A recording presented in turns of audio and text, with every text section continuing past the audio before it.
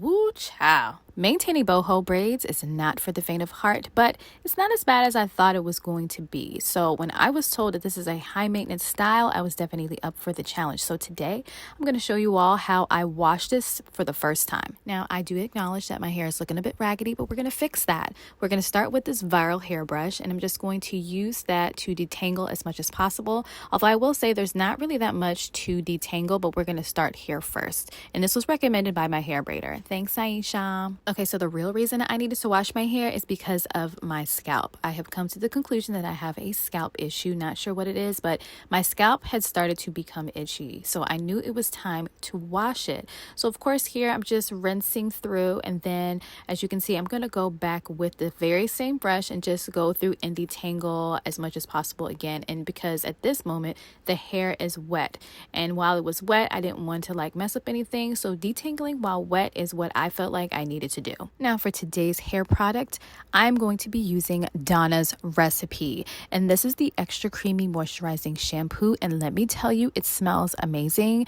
If you've been contemplating, stop contemplating, go to Target and pick it up right now. As you can see, I'm concentrating this on my scalp because again, my scalp is the main reason for this hair washing situation. And after I rinse it out, I'm going to take the same brush and brush through the hair again. And that's just because all I know throughout my whole natural hair journey is to brush your hair while it's wet. So I am treating this hair in the very same manner. So once I was done with the washing process, I did put it up in a towel, but that's just so I could dry off the rest of my body. I didn't necessarily use the towel to dry it, but look how much of a difference a wash already makes. My scalp felt amazing too, by the way. So the next product I'm going to be using is the hair and scalp oil.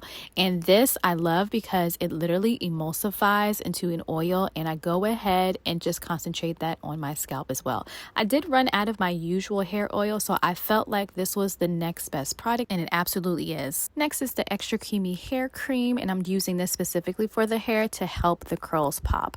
Now I don't know what hair my hair braider used, but this hair is amazing. And check out the shine after I use the product. Again, just a big difference. Now to distribute the product throughout the hair evenly, I'm taking the same brush and I'm just going to brush all throughout my hair. Now this next part, although tedious, it is very necessary just to maintain the hairstyle.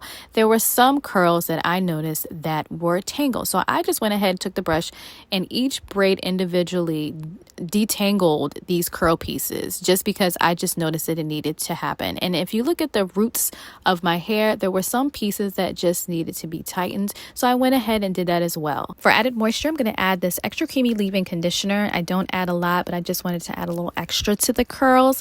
And then I'm going to take this frizz-free curl mousse and add it to the top of my head. I've seen my hair braider do this a million times, and it just pulls everything together and make everything look seamless. This is how it turned out. My scalp felt amazing, and just like that, I look fresh again.